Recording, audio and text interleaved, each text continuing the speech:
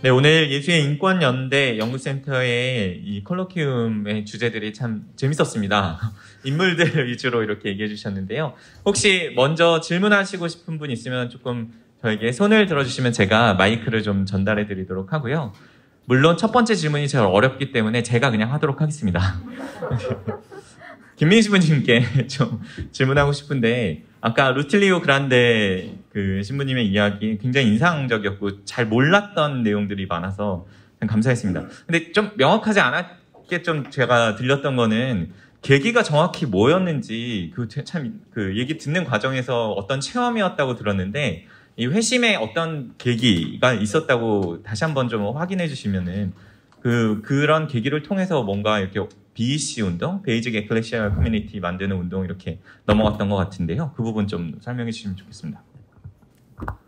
그러니까 개인적 회심이 아니라, 그러니까 회심이라기보다는 터닝 포인트라는 말이 좀 맞을 거예요. 그러니까 루틸리오 그란데 신부님이 시골 농부의 아들로 태어나서 농부들 사이에서 자랐다가, 그러니까 터닝 포인트를 맞이하게 되는데 두 가지가 있습니다. 첫 번째는 뭐냐면은 이분이 스페인에서 사제품을 받고 난 다음에 스페인으로 가요. 스페인에 가서 공부를 하는데, 스페인에서 공부를 하다가 어디로 파견이 되냐면 벨기에로 갑니다. 벨기에의 루멘 비타의 연구소라고, 지금도 있다가 해체가 됐는데 아무튼 흔적이 남아있는데, 루멘 비타의 연구소 센터가 되게 오래된 데예요. 근데 그분이 60년대 이 양반이 60년대 후반에 그 벨기에에서 그때 공부를 하고 있었을 때 남미에서 이렇게 학생들, 특히 아시아하고 남미에서 많이 왔을 때요.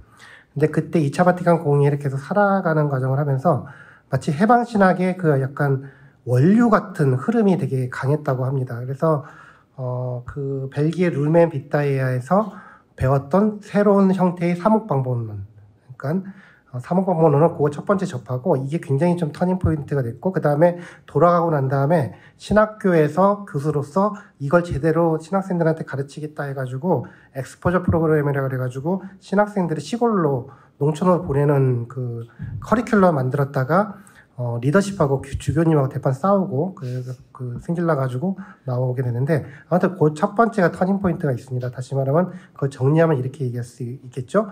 2차 바티칸 공의회 이후에 교회에서 제기되고 있는 새로운 형태의 사목방법론을 적용했다. 이게 그 루멘 비타의 그 연구센터, 인스티튜트의 영향이라고 볼 수가 있을 거고, 근데 이게 굉장히 구체적인 형태, 그러니까 아까 전에 얘기했던 뭐라고 번역을 해야 될지 모르겠는데, 아무튼 그랜드 미셔너리 투어, 그러니까 엄청 큰 정교회 이런 식으로 해야 되나? 아무튼 그런 거를 이렇게 했다고 그랬잖아요. 그래서 이게 굉장히 중요한 사건인데 죽음으로까지 연결이 되는. 근데 그때 이 분이 그 일을 하기 전에 에콰도르에 갔었어요. 에콰도르에 지금은 없어졌습니다. 지금은 없어졌는데 이름이 IPLA라고 해가지고 번역하면은 라틴 아메리카 사목연구센터라고 부를 수가 있을 거예요.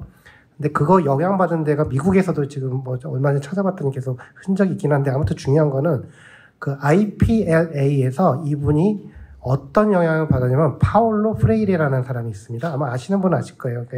그 80년대에 이렇게 빨갱이 활동을 했던 사람들은 우리 다 알잖아요. 의식화 교육 같은 거. 이게 파울로 프레이레의 이렇게 페다고지, 억압된 이들의 교육학이라는 책에 나와 있는 방법론인데, 페다고지 교육이론인데, 이거를 적극적으로 반영을 해요. 그래서 그냥 의식화, 다시 말하면은 억압받는 사람이 사실은 내가 인생의 주인이었고, 아까 전에 얘기했잖아요. 운명을 스스로 만드는 농민들 요 얘기를 하는데, 이 두 가지가 그냥 굉장한 터닝 포인트가 돼가지고, 그래서 그 벨기에 루멘 비타의 연구센터에서의 그 체험, 새로운 사문방법론, 그 다음에 에콰도르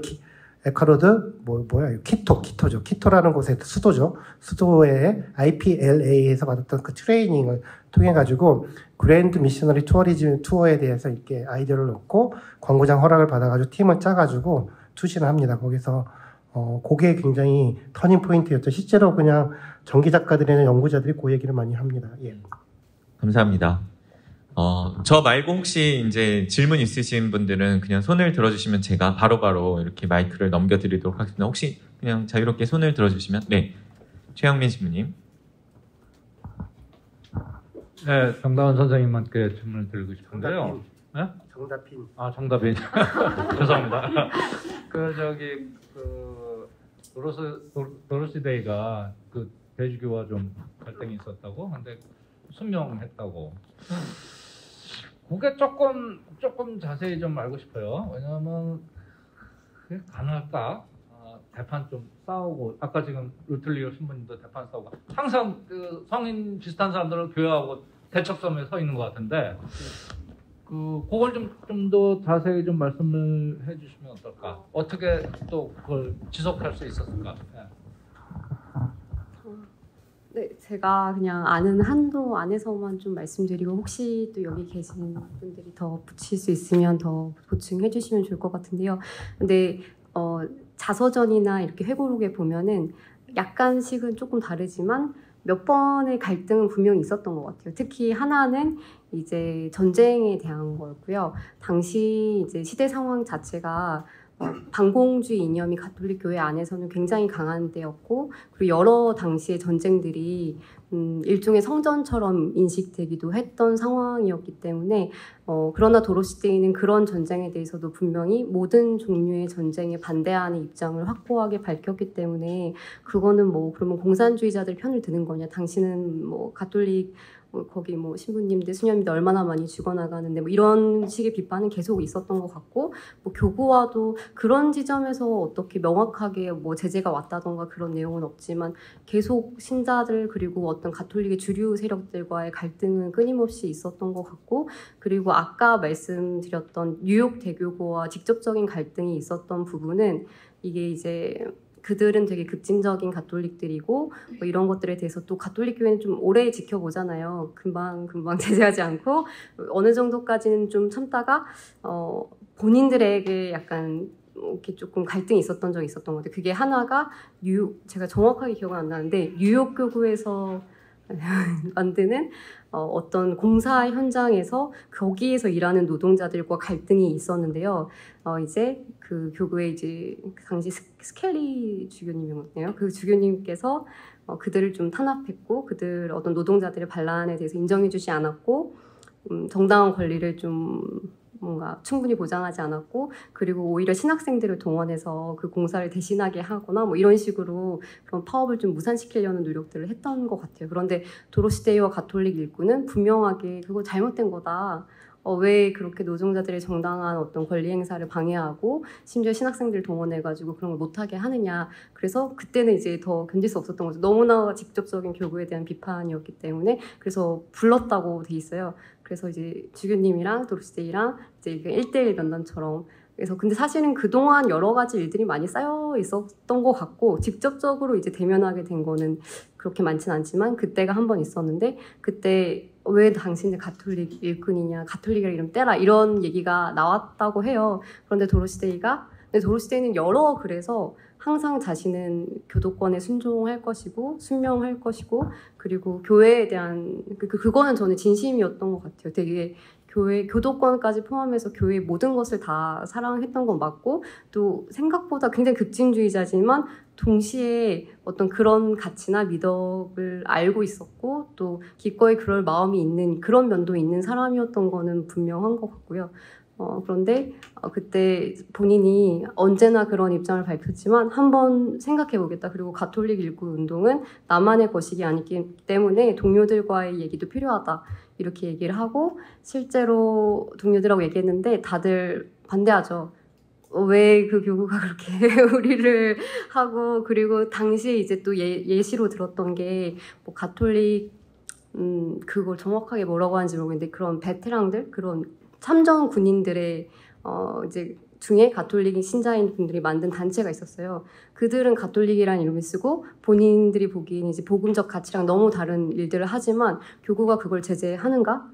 그렇지 않다. 그런데 왜 가톨릭 일꾼에게는 그걸 쓰지 못하게 하는가? 그거는 옳지 않다라는 반박을 했었고, 또 이제 18년 동안 지켜왔던 이 이름을 자신의 어떤 만으로 좀 포기하기는 어렵다고 했는데, 결과적으로는 뉴욕 교구에서 포기를 했어요.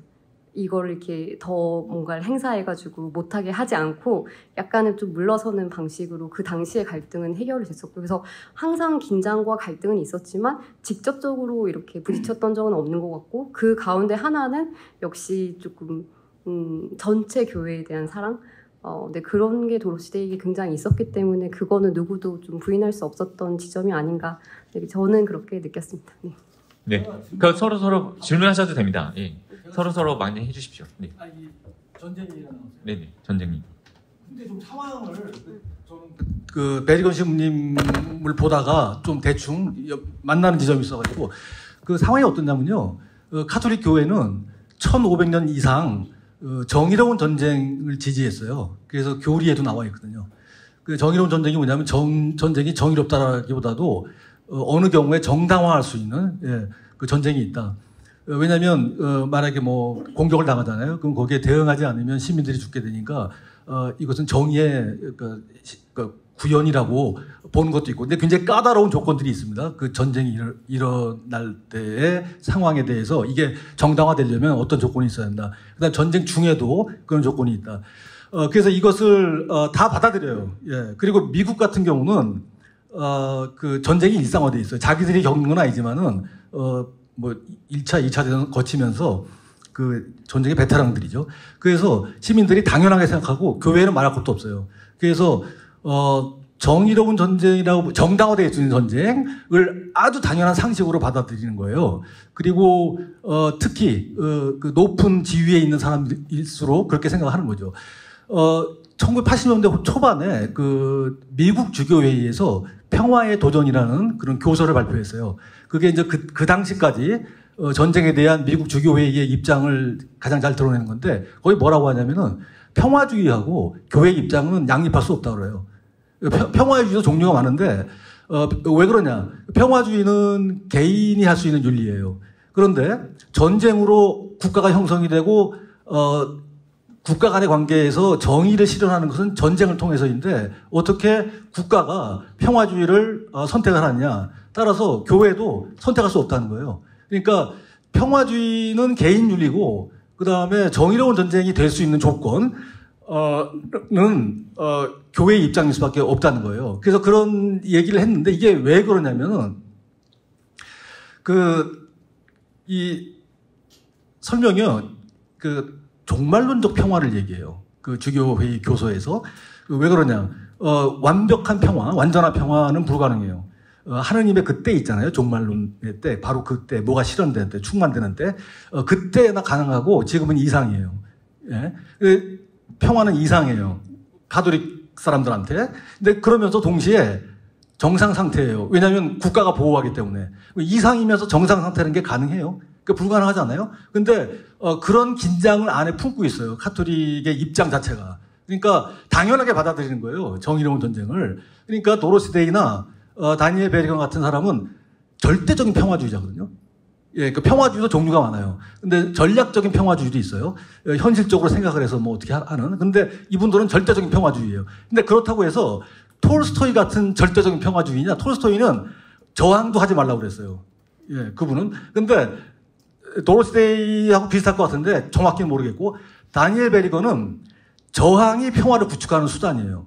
저항이. 그 저항을 해야 돼요. 그러니까 이게 유일한 선택지예요. 그런데 주교회에서 그 종말론적인 평화를 가지고 얘기했잖아요. 똑같이 베리건이 얘기를 해요. 종말론적으로 평화가 가장 가능한 선택지예요. 종말론이기 때문에. 왜냐하면 우리는 이미 그러니까 하느님께서 예수님께서 돌아가시고 부활하시고 승천하신, 그래서 앞으로 올 세계를 기다리고, 그러니까 하느님 나라가 구현이 돼 있어요. 그런데 아직 아니에요. 왜냐하면 그 결정적인 때가 와야 돼요. 종말론적으로. 예, 그러니까 우리는 그 시대에 살고 있는 거예요. 그러면은 완벽한 건 있을 수가 없어요. 없지만은 이미 평화는 성취가 돼 있는 상태예요. 그러나 우리의 악마성, 인간의 악마성 때문에 계속 분쟁이 끊이진 않아요. 그럼 그때 뭐를 선택해야 되는가? 전쟁은 하느님의 섭리에 속하지 않아요. 그래서 종말론적인 상황에서는 선택해야 될 건 유일하게 평화예요. 왜냐하면 전쟁이 하느님의 선택지가 아니기 때문에. 그래서 이런 주장을 하게 됩니다. 다니엘 베리건이. 그래서 제 생각에는 답할 수 있는 게 일단 추상적인 수준에서 이 정도가 최선인 게 아닌가 싶어요. 그러니까 그걸로 설득이 되면 괜찮은데 안 되기 때문에 다니엘 베리건 같은 경우는 저항을 선택을 한 겁니다. 네, 감사합니다. 혹시 다른 분도 코멘트 하시고 싶으신 거 없으시면 네, 질문.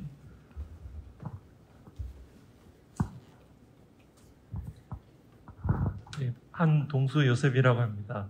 부족하지만 그래도 느끼는 거 표현하고 싶은 생각이 들어서요. 되게 네 분의 어떤 삶, 영성, 오늘 이렇게 대상으로 삼으신 네 분에 대해서 도로시데이하고 무의당 장일순 선생은 알고 있었는데 나머지 안다기보다는 접했던 적이 있었는데 나머지 두 분에 대해서는 처음 접하게 되었고 그분들 모두 하느님 뜻에 따라서 실천하고 했던 모습들이 어떤 친구 같은 이런 벗 같은 느낌이 들어서 참 좋았습니다. 이렇게 들으면서 굉장히 많이 공부를 하셨구나, 또 그런 것들이 아마 책으로 발간될 예정이라고 하셔서 더욱 반가운 마음이 들었습니다. 또 강의하시는 분하고 강의 내용하고 서로 이렇게 연결이 되면서 작용하면서 그 강의하시는 분들의 특성들이 배어 나와서 더욱더 좋았고요. 제가 강의 중에서 들어왔던 것은 몇 가지 단어는 긴 외로움, 공동체, 이나시오 영성 이런 것들이 좀 떠올랐는데요. 그 긴 외로움들 공동체 속에서 같이 긴 외로움을 걷는, 물론 특히 이 자리가 특별하게 더 저한테 감동을 줬던 것들은 많은 순례자들, 수도자분들과 함께해서였습니다. 짧게 하겠습니다. 그래서 그런 것들을 긴 외로움을 겪고 있는 사람과 함께하는 공동체, 현재 생존하지 않는 그분들도 하나의 공동체를 형성해 주시고 있는 것 같았고요. 그래서 공동체의 활동들이 정말 중요하다. 그 이냐시오 영성에서 말하는 다른 이렇게 창조된 그 뜻을 도와주는 이런 관계들이 중요하다 싶은 생각이 들었고요. 이건 소감이었고요.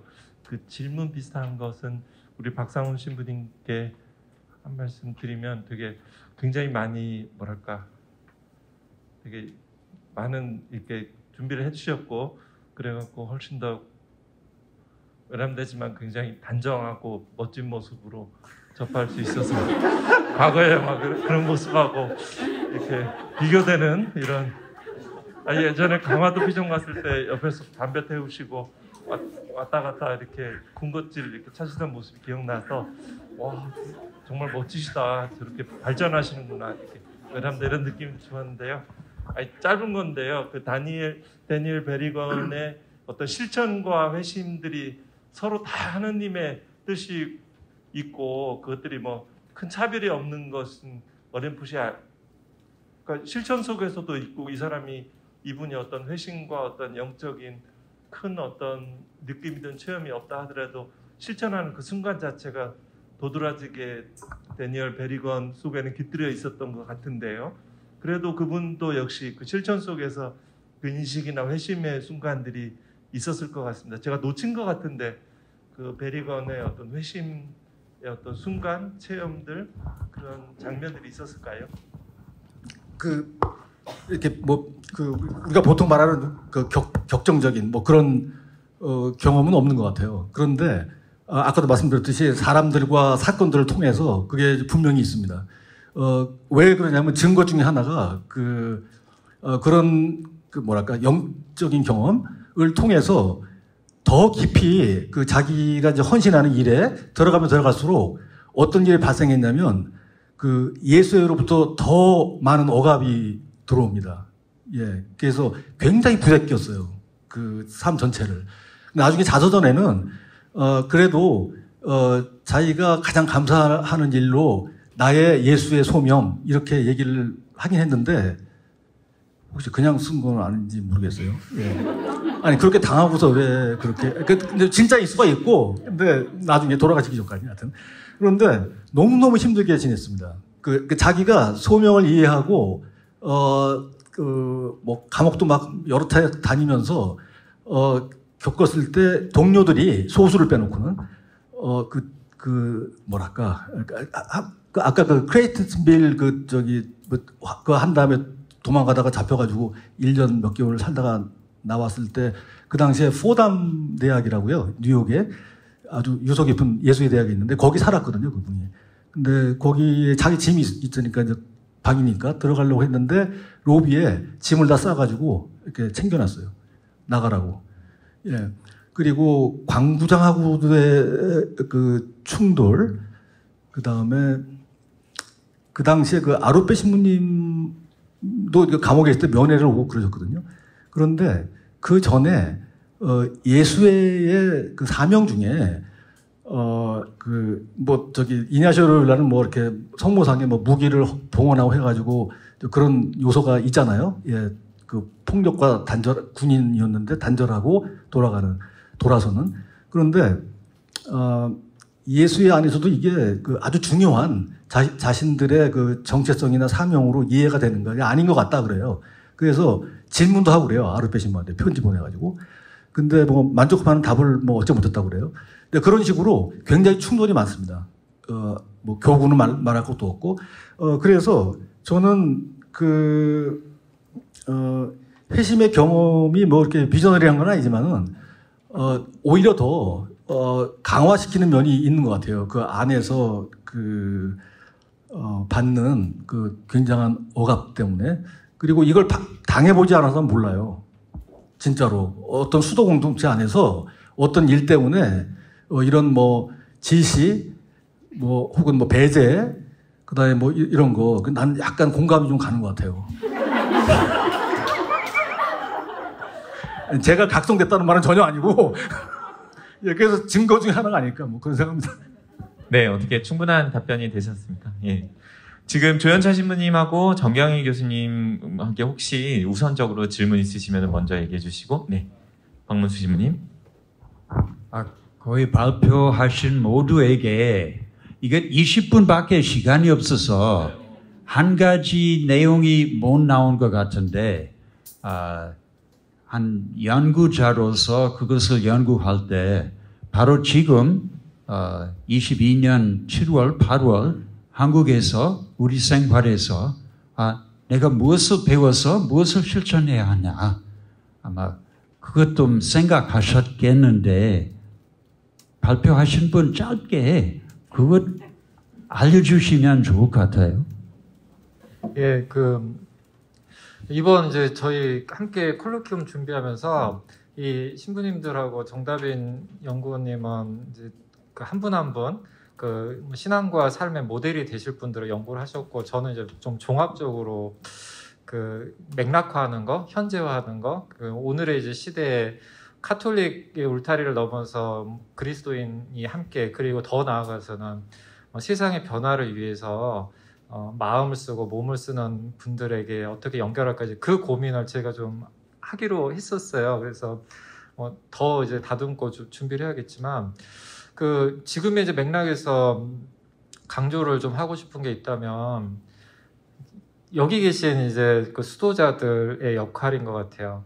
그게 뭐냐면은, 저도 학자이긴 하지만은, 고통받는 이들의 이제 연대 현장에 가려고 노력을 많이 하는데, 근데 현장에 이제 가보면은, 제가 오늘 이제 활동가들의 번아웃이라든지, 좌절이라든지 이런 얘기를 많이 드렸는데, 정말 많이 닫혀 있거든요. 상처도 많고, 거친 운동의 현장에 있다 보니까 마음도 좀 거칠어지고, 그러다 보니까 서로에게 친절하지 못하게 되고, 그래서 함께 같은 운동을 해가면서 상처를 입기도 한, 그게 지금 이제 우리 현실인 것 같아요. 근데 제 이제 경험 하나를 나누면, 제가 미국의 유니온에 뉴욕에 있을 때 마침 좀 인연이 돼가지고, 데니엘 베리건 신부님이 하던, 아까 신부님께서도 잠깐 말씀하셨는데 카이로스 모임이라는 게 있었어요. 근데 카이로스 모임이 저는 이제 옛날에 없어진 줄 알았는데 2000년대에도 돌아가시기 직전까지도 계속 그걸 하셨어요. 근데 어떻게 했냐면은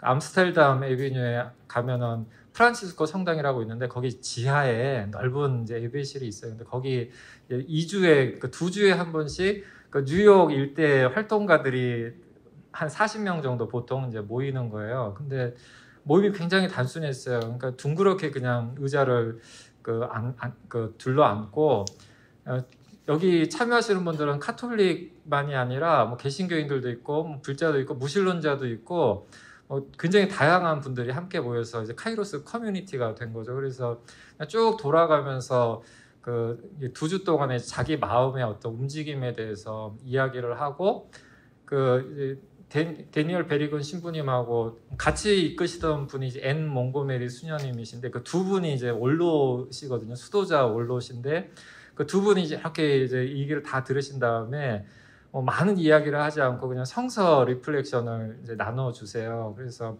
그때 이제 복음서든 시편이든 같이 읽고 나누고 이제 함께 좀 기도하고 묵상한 다음에 그 주에 이제 우리가 해야 할 활동, 뉴욕에서 해야 할 활동에 대해서 서로 좀 의견들을 내고 뭐 어디 이제 뭐 시위하러 갑시다 하고 이제 가는 거예요.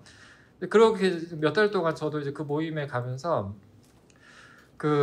이 수도자와 그 활동가들이 이제 만날 수 있는 스페이스가 수도자들은 뭐 세상으로 더 이제 참여할 수 있게끔 하고 또 세상 속에서 일하는 사람들은 자기 안으로 참여할 수 있게끔 하는 그 만남의 사건이 되는 것 같았어요. 그래서 뭐 여기 제가 이제 서강대에서 종교학을 공부했지만 예수의 센터는 처음 와보는데 정말 좋더라고요. 피정도 하기 좋고 또 서울 안에 있는데 조용하고 이런 이제 수도자들과 세상 속에서 일하는 활동가들이 좀 만나서 그 서로를 초대하는 그런 그 관상적 활동 내지는 활동적 관상의 자리가 있다면은 우리가 덜 괴롭게, 덜 힘들게, 덜 아프게 이 하나님 나라 운동을 해나갈 수 있지 않을까 하는 이제 그런 생각이 들었습니다. 오늘 이제 말씀들 듣고 또 여기 수도자들 뵈니까 그런 생각이 들었습니다. 고맙습니다.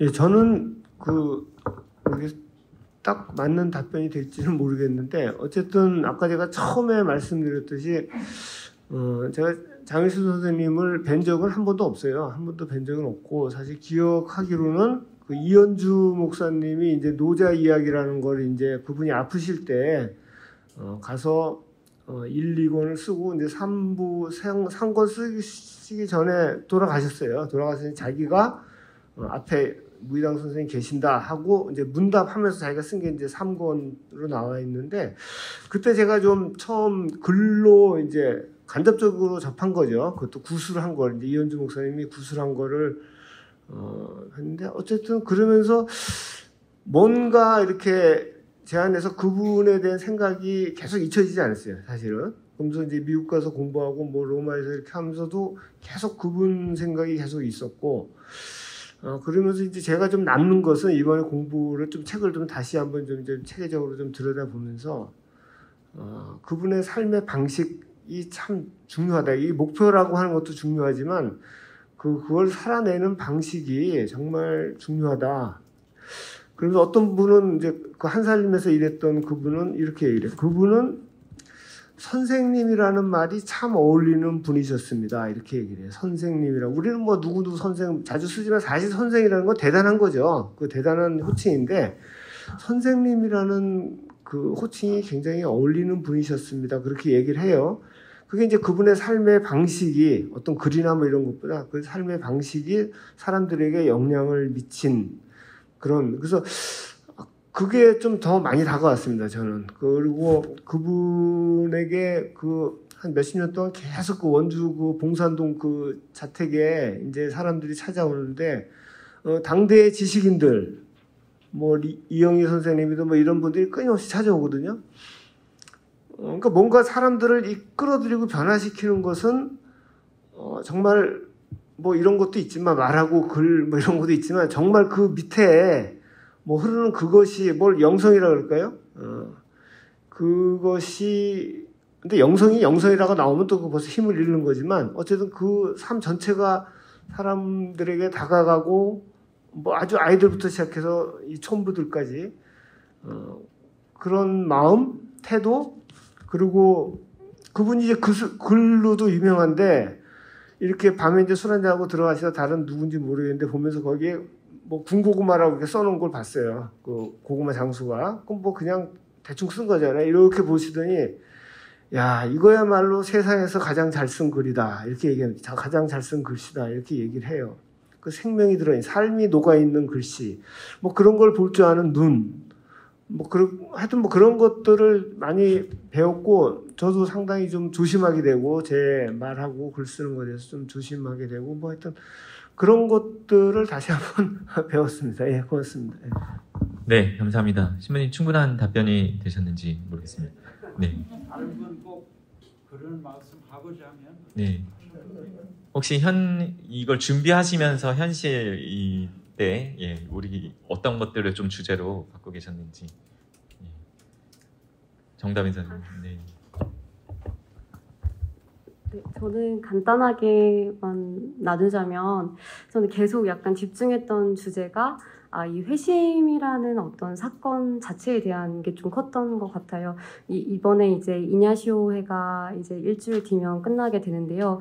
저는 사실은 예수에서 일하면서도 이냐시오 성인의 삶에 대해서 잘 몰랐고 또 도로시 데이에 대해서도 많이 들었지만 제대로 이렇게 그분의 삶을 들여다보고 조금 제 삶과 연결해서 성찰할 수 있었던 거는 이번 기회가 처음이었던 것 같은데 그러면서 느낀 것은 역시나 이게 회심이 내 삶의 어느 순간 딱 일어나서 모든 게 바뀌고 그 이후에 나는 거기서 머무는 그런 게 아니구나. 그래서 회심과 회심들 그리고 여정으로서의 회심 이런 개념들 계속 얘기했던 것도 어떻게 보면은 오히려 도로시데이가 만약에 급진주의자였지만 종교적 회심 그 자체에 머물렀다면 그리고 사로잡혔다면 어떤 의미에서는 더 그 삶이 좁아져 버리고 가난한 사람들이 현실과는 멀어져 버리는 일일 수도 있었지만 그의 삶은 그렇지 않았거든요. 그래서 그냥 네, 여기서 멈추지 않고 계속 더 낮은 곳으로 그리고 더 넓은 곳으로 더 깊은 곳으로 나를 확장해 나가는 거. 이거 프란치스코 교황님도 자주 사용하시는 은유지만 나를 넘어서서 밖으로 나갈 수 있는 거. 저는 그런 게 어떻게 보면 우리들을 넓혀가는 그리고 우리를 확장해가는 회심의 진짜 의미구나라는 생각을 조금 많이 하게 됐던 것 같습니다. 네, 고맙습니다. 혹시 마지막으로 한두 분 정도 예, 선생님.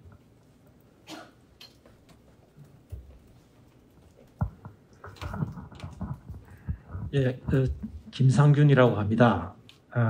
아까 엘살바도르 말씀을 하실 때 1960년 쿠데타, 1961년 쿠데타, 72년 쿠데타, 79년 쿠데타를 말씀하실 때 제 머리에는 그 스쿨 오브 아메리카가 떠올랐거든요. 그런데 이 중미하고 남미하고 많이 다르다고 그러지 않으셨습니까? 그죠? 중미하고 남미가 어떻게 다른지, 중미하고 남미하고 다른 게 어떤 그 미국의 어떤 대외 정책이라고 할까요? 뭐 패권 전략이라고 할까요? 뭐 그런 거하고도 좀 관련이 되는 건지. 이 이야기를 들으면서 남미의 가톨릭이라고 하면 어쨌든지 간에 나름의 독특한 어떤 정체성이라고 하는 거로 뭐 해방신학을 이야기할 수 있을지는 모르겠습니다만은 미국 주류 가톨릭의 정체성은 뭔지 그것도 좀 궁금하게 여겨져 있습니다. 제가 사실 전공이요. 라틴 아메리카가 아니고요. 그냥 조금 이렇게 관심이 많아가지고 좀 본 것뿐인데 일단 용어 자체가 우리가 남미라는 말하고 라틴 아메리카를 혼용을 하잖아요. 일단 그거부터가 문제가 그러니까 선생님이 잘못 썼다는 얘기가 아니라 우리가 많이 하는 실수인데 남미, 북미라는 거는 지리적 개념입니다. 그러니까 그거는 뭐냐면은 파나마 지역을 기준으로 삼아가지고 그 위쪽을 북미라 그러고 밑을 남미라고 불러요. 근데 라틴 아메리카라고 할 때는 앵글로 아메리카와 라틴 아메리카는 문화적 개념입니다. 리오 그란데가 멕시코 기준으로 해서 그 이남은 무조건 라틴 아메리카거든요. 독특한 가톨릭이라든지 경제적으로는 그러니까 종교적으로는 가톨릭, 경제적으로는 엔꼬미엔다라고 되는 엔꼬미엔다스라고 불리는 그렇게 뭔가 수탈적인 스페인 방식의 스페인 식민지에서 흔히 볼 수 있는 장원 체제, 그 다음에 뭐 이런 식으로 되게 있는데, 일단 이게 두 개가 다르다는 거, 남미와 그 라틴 아메리카, 저도 얘기하다가 남미라고 표현했다가 이름을 바꿨죠. 하여튼 이런 게 좀 차이가 있다는 말씀 드리고, 그 다음에 미국 얘기는 제가 못 드립니다. 제가 미국에서 딱 딱 일주일 있었거든요.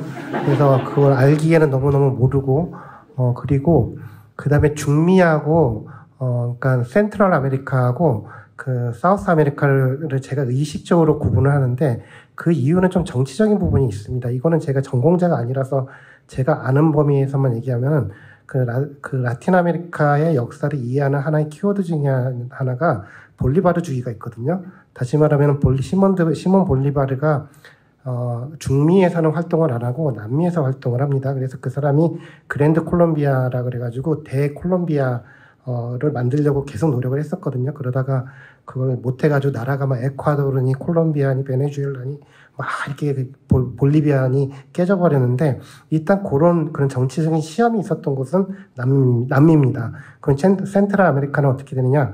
아무것도 아니었어요. 거기는 그냥 얼결에 그냥 계속 스페인 식민지였다가 스페인이 네폴레옹한테 탈탈 털려가지고 공백 상태가 딱 되니까 멕시코가 냉큼 집어먹었고 또 멕시코에서 그냥 살다가 그 미국 멕시코 전쟁 때 또 탈탈 털리니까 얼결에 이렇게 독립해가지고 약간 남미하고는 그 약간 결이 많이 다릅니다. 정치적인 지형이나. 그래서 그 저널 같은 거를 비전공자이지만 딱 보면은 센트럴 아메리카하고 사우스 아메리카는 확실히 구분해요. 정치적으로 볼 때도. 그게 약간 정치적인 지형도 다르다.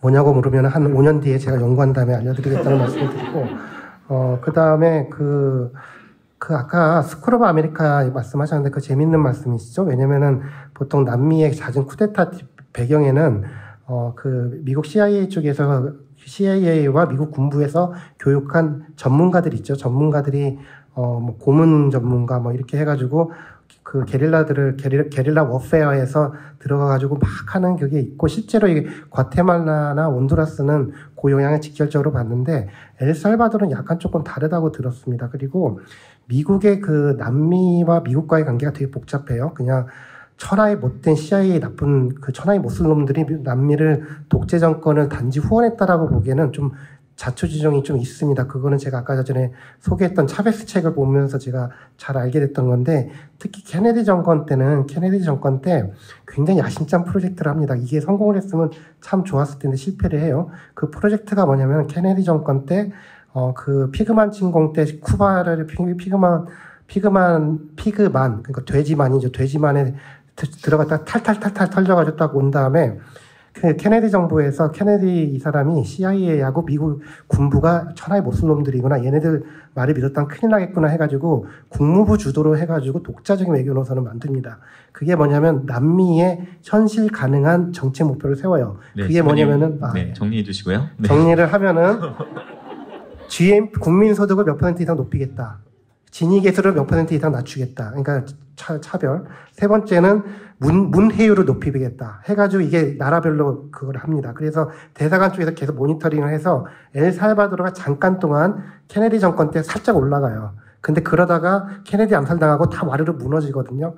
다시 말하면 제 말의 요지는 미국하고 라틴 아메리카의 관계는 단지 우리가 통념적으로 아는 미 제국주의자들이 라틴 아메리카 탈탈 털어먹었다 그러면 조금 다른 것 같다. 그래서 좀 더 연구가 필요하고 한 2년 정도 뒤에 제가 저희 웹진을 통해서 글을 쓰도록 하겠습니다.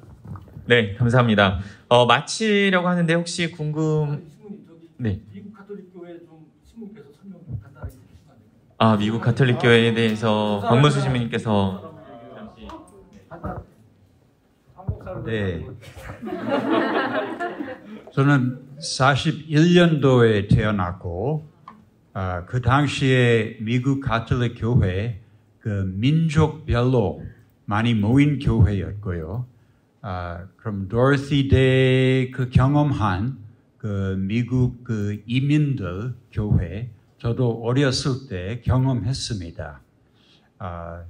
그리고 그 후에 50년대 들어오고 미국 경제가 계속 빠른 속도 늘어났고, 미국 가톨릭 민족들 좀 더 수입이 좋아져서 그들은 그 도심지의 가난한 곳에서 더 잘 사는 곳으로 옮겨갔고, 그 대신에 흑인들, 그 산업에 그 일하는 흑인들, 그 그 미국 도심지에 들어오고 한 불행히도 미국 가톨릭 교회 좀 더 잘 살아가면서 좀 더 부자 되고 또 그 전에 많은 민족 그 가톨릭 교인들 레이시즘 그 인종 차별 많이 심해졌습니다. 그래서 60년대에 흑인들이 그 킹 목사님과 같이 운동을 많이 할 때 많은 경우에 부끄럽게도 가톨릭 신자들과 직접 부딪히게 됐습니다. 시카고에서 그거 직접 봤고요. 네네. 하여튼 가톨릭 교회의 큰 위기 돼버렸습니다. 네, 감사합니다. 질문 안 하신 분들 중에 질문 혹시 마지막 질문 네, 자매님. 감사합니다. 네, 저 조현철 교수님 신부님이신가요? 좀 크게 네. 하셔야 돼요. 네, 말씀을 크게. 마이크 방에서. 네, 저는 처음엔 사실 좀 제안을 드리고 싶었던 게 저희가 이게 회심이고 또 그 생태적 회심 얘기도 나오고 해서 에어컨이 너무 세서 제가 네, 에어컨을 좀 끄는 게 어떨까 좀 그런 말씀 드리고 싶었고요. 거의 다 끝나가서요. 전 젊은 날에 그 정일순 무이다 잘 선생님 영향을 많이 받아서요. 그 궁금한 게 아까 그 하나 사상에 대해서 잠깐 아주 그냥 지나가듯이 얘기가 됐었는데 그거에 대해서 조금 더 보충 설명을 좀 듣고 싶었습니다. 글쎄요, 그 하나 그 생명사상을 이제 요약하려고 하니까 제가 이제 하나라는 단어를 거기서 빼왔는데요. 그런 실제 말씀을 많이 하시고 그거는 하여튼 그런 게 들어온 것은 여러 가지 그 원천이 있는 것 같아요. 그래서 기본적으로 모든 생명이 귀하다라고 하는 것은 그 할아버지, 부모님으로부터 이렇게 받았을 것이고, 그런 것들이 신용협동 운동을 하면서 그때는 사람들 중심으로 됐다고 하면, 그러면서 어떤 한계를 느끼는 거예요. 이분이 또 여러 가지 아무 일도 할 수 없게 탄압을 받아가지고 농사를 한 4, 5년 짓습니다. 자의반 타의반으로 짓는데, 그러면서 그 당시에 관행농, 지금도 그렇지만 어쨌든 농약으로 인해서 땅이 죽고 사람이 죽는 것을 이제 직접 경험하죠. 그러면서 이제 어떤 동학이나 불교 사상이나 노자 이런 데 상당히 정통하시고, 노자에 대해서 상당히 노장 사상에 대해서 정통하시고, 그 다음에 이 성경에 대해서도 아까 얘기했던 그런 그 아버지와 나가 예수님이 이제 하나라고 하는, 그리고 예수님이 또 그 제자들과 하나라고 하는 그런 상호 내재한다고 하는 그런 생각들, 그런 것들이 그분께는 다 이게 우주 만물이 하나라고 하는, 우리로 치면 하느님 안에서 하나라고 이야기를 할 수 있겠죠. 그런 식으로 이어지지 않았을까.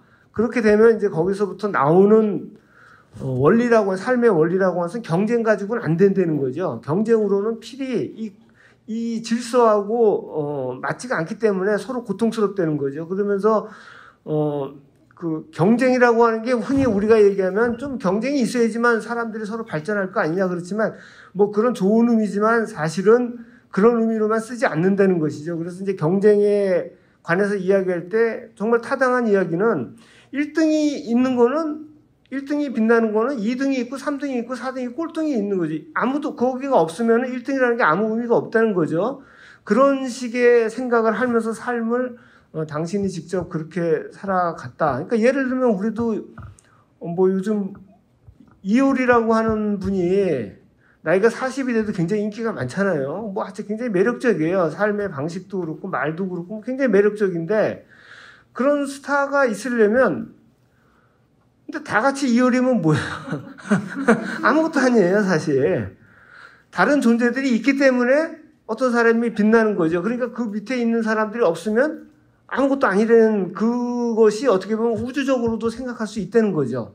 우리가 네가 있기 위해서는 내가 있고, 내가 있으니까 네가 있고, 내가 또 어떨 때는 없어지니까 네가 생겨나고, 이런 것들입니다.